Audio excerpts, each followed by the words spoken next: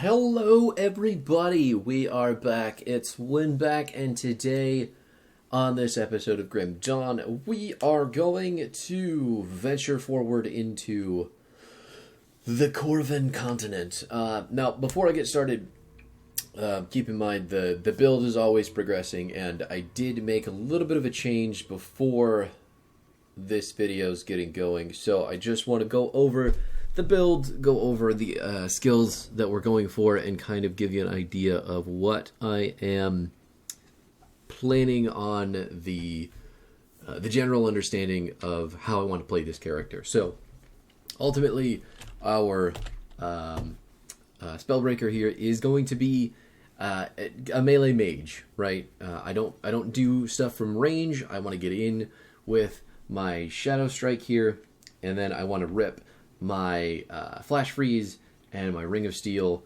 and then pepper in, obviously, some Sky Shard too. But in order to do that, I do need a fair amount of survivability, because I am essentially forcing the enemy to clump around us. So, that being said, this build should be focused around doing as much AoE damage in bursts as possible, but also staying alive. So, what I ended up doing was taking away the Blade Trap, which in and of itself is kind of a defensive talent. It roots enemies so you can get away from them, but I wasn't using it as much as I wanted to be, and I have traded that plus the Iskandra's Elemental Exchange, which is this ability, because this is more focused on standing there and whacking people, and that's not something that I want to do with this build. I want to be more guerrilla, dive in, burst them, get out kind of build. So what I opted to do was take the points out of this ability and this ability and put them in, first off, Maven's Spear of Protection, which is going to increase our damage absorption, and then the talent upgrade to this one, which is going to reduce a whole bunch of CC, and is going to allow us to absorb energy from enemy spells. So, that being said, that kind of helps us with the... obviously, these abilities aren't going to be doing damage like this one is, but we're getting some mana leech from taking damage from abilities. And then, obviously, the Phantasmal Armor is going to do smaller amounts of that ability. So this is just a passive. It doesn't have to be activated. This is just always on, whereas the Maven Sphere of Protection has to be toggled. So that being said, these two abilities are going to be making us a little bit more tanky, so I am going to start investing in both of those after we finish pumping up Ring of Steel here. And then once those are completed, we'll probably look towards more offensive talents. But at the moment, right now, stuff doesn't scare me a whole lot, but I know in about 5 to 10 levels it's probably going to be, if I even have to wait that long, because I think some of the bosses coming up are going to be absolutely nutty and annoying, and I cannot wait. Cannot wait. So, now that we've kind of delved a bit harder into the build, I just wanted to clear out all these enemies here. Nothing hiding in the background for me to open with a chest or some items, which, take what you can get. Take what you can get. The experience is what it is. We'll venture downward into the tomb to see if we can find some more blood of the Watchers. Nope, those statues didn't want to come to life. Okay, I get it. You're scared of me. I understand. I would be too. I shoot ice everywhere. You thought every orifice was full of ice, and now you're just stuck. Nothing going on back here. Okay, let's see. What am I missing? I need to go back around to this side, venture northwards, and see what's hiding in the depths. Oh, is that a statue that wants to fight this time? Goodbye. Farewell. See you later. There's some chests and enemies. Got 'em. Now, our pneumatic burst is going to be working super well as a panic button, but it is also giving us that regen, which is going to couple obviously very well with the... Can I go over there? What? Which is going to be coupling very well with the amount of damage absorption that we can take. It's just going to help us ultimately with our survivability. We have... I'm sure I've beaten it into anybody at this point, but our main damage abilities are coming from the Ring of Steel, the Flash Freeze, and then both of our movement abilities, the Ramming Speed and the Shadow Strike. Frozen Sky Shard is helpful, but it's not the hugest form of damage, right? It's still killing people pretty good, I guess. And it's on a fairly short cooldown. I should probably just spam it more often. Ooh, a shrine! Pop! Oh, God, there was a puddle of damage there, and I... Bone Weave leggings! Let's see what those are all about. Got a devotion point as well. What have we got? Vitality decay. Absolutely not. I don't care if they are purple, they are not doing enough. And now I run into the issue, is this item, these pants, are they going to be as good as the set bonus that I'm getting from having the 3 Eastern Pledge items? So, no, there is no way. Even with those resistances and the 2 to Shadow Strike, no. Just mathematically not feasible, not going to do it. Good for our build, but at the moment our set bonus is too important. If you could please. Got him. Okay, let's go. Across the bridge. Got stuck. Hate it when that happens. I'm over it. Statue coming to life. Man, that animation is cool. You can tell that they definitely increased the level of quality on the models and the animations with these enemies, which is something that you don't normally see out of action RPGs. So let's pop our mirror real quick. The Mirror of Arioctes. I just don't want to take any damage. This ability really, this game really loves its monsters. Like all of the enemy types feel unique. They feel like, the developers put thought into where did they go, their environments, where they're coming from, all that stuff, which is awesome, truly. And you don't see that as much in some other games. A lot of the other action RPGs tend to just throw heaps of enemies at you and then call it a day. I think Diablo 3 is one of the most ridiculous culprits of that, in that they're just like, you getting sick of skeletons? Because they're never going away, even in Act 15. You got some... There's not 15 acts in Diablo 3, but you get what I'm saying. You understand where I'm coming from. I need to turn this quest in, so let's go do that right now. Conclave of the Stray. Let's go appease Bysmiel and throw this ancient eldritch blood on our buddy. Oh, they're just items hanging out. Get out of here. Were you successful? Do you have the blood? Yes. The power coming off their blood is intoxicating. This is exactly what Bysmiel demands. Here, a small gift from the eldritch realm for your efforts. What I must ask of you next is much more dangerous, but perhaps more exotic, depending on your taste for travel. Few mortals ever witnessed the splendor of the eldritch realm, but the Lady of Whispers has blessed us with a riftstone, granting us brief access to a secluded portion of her realm. Therein dwells a creature known as Galfang, the Night Terror. Bysmiel has decreed that its time has come. Its essence will be made to serve. You are to enter the realm of the gods and track down this creature. Slay it, and bring me the core of eldritch energies that swirls within its chest. Bysmiel demands it be so. I have never witnessed it for myself, but Basila has told us of its splendors. It is a reality quite unlike our own, with bizarre beasts and vegetation that strafe the edges of our comprehension. Sometimes these creatures breach the veil and enter our reality, as many had following the Grim Dawn and its effects upon the barrier between realities. The Eldritch realm is a place of wild, untamed arcane energies, which the witch gods draw upon for their godly displays. They share but a taste of this power with their loyal servants in return for unflinching loyalty. Once you experience the euphoria of the Eldritch, you will forever crave more. I will track down the creature. Oh, he's gonna send me into the thick of it right here and now. Awesome, let's go do it. This is cool. This tile set is probably one of my favorites because it just feels so Lovecraftian.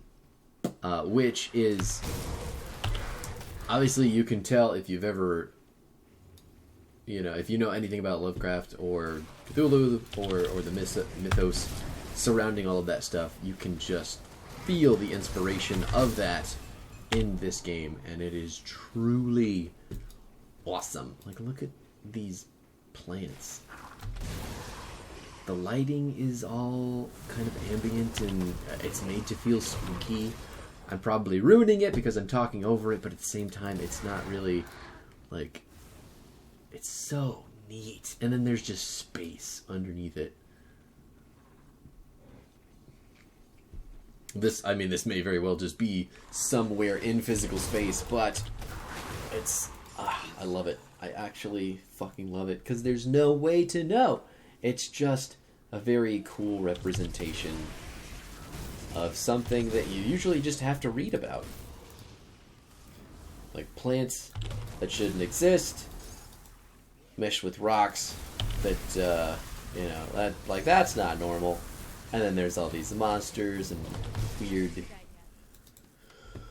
bugs and roots and just shit. Just lots of fucking cool shit. Is this him? Galfang the Night Terror. Okay, we got him. Oh, he's breathing all over us. We're going to pop our Mirror of Ariocrates, and we're going to take him down. Get out of the poison damage. Open up this chest while that goes away. Okay, yes. Why do I feel like I am not getting a whole lot of XP for this? I hope that I'm just seeing things. Let's go talk to Elaine. Well, do you have it? Because the Eldritch realm is stunning, as the stories say. You will have to tell me about your journey later. Right now, we must bring the blood and the core to Bysmiel. She has a plan for them. I believe it's time you spoke with her yourself. I've done everything she's asked. Seek her out at our forward camp, the vanguard of the three, far to the north, past the Sunbane Oasis and through the Howling Chasm. Okie doke. She was just standing there a second ago, and then all of a sudden she's like, peace, bitches, I got stuff to do. Now, let me find out here. Is this good?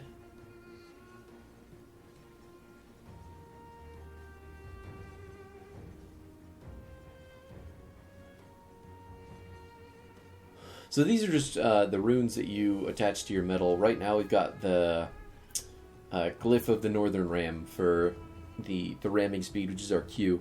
But if we wanted, we could trade that for the emblem of the Leaping Mantis or the Shadowy Assassin.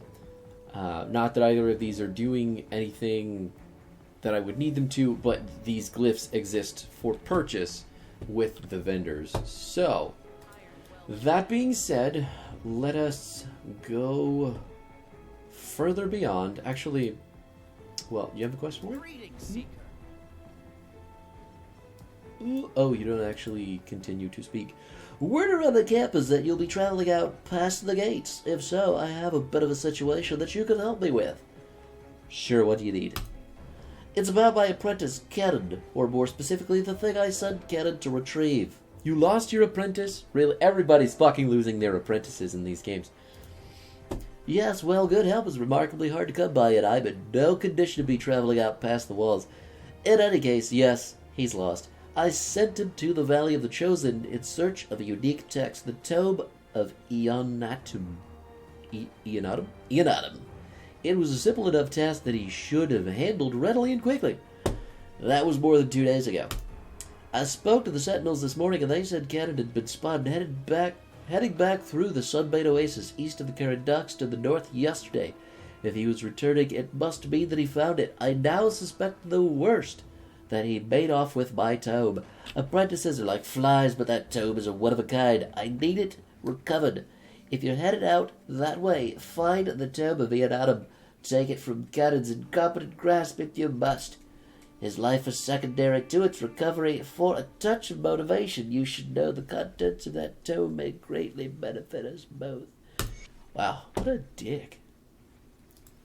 Let me clear your mind. Nope, yep, I know what's going on there. Anything new that I want to do with this? I like that helmet, but no. No, let's away. Now, we have to go find the apprentice guy, and we have to go fucking continue forward along the map until we find the place where our matron is hiding with another mission. So we're going to poof here. Okay. Wrong button.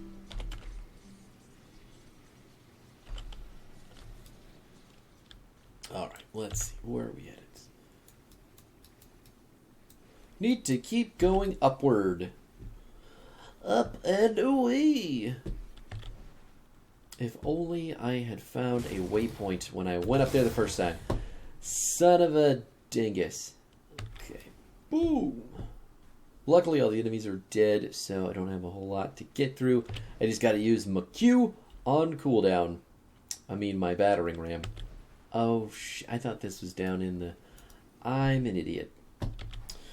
I don't remember half of the shit that I do when I do it, and then I remember that I've forgotten, and I feel bad.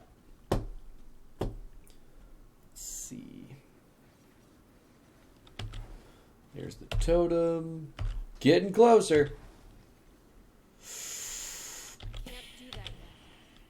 Oh, God, I'm really missing those boots right now. Really, really, really hard missing those boots. Go over here, straight up and to the left.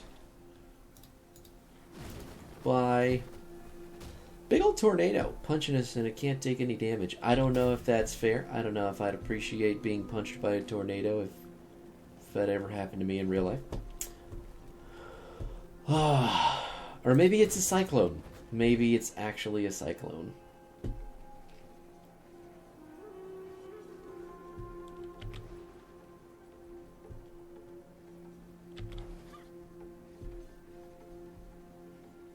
Anything hiding out over here? Nope. It's okay. We're doing fine. We're making good time. We're just having to walk a considerable distance to find some more enemies, which may or may not... Ooh, look at those huge griffins.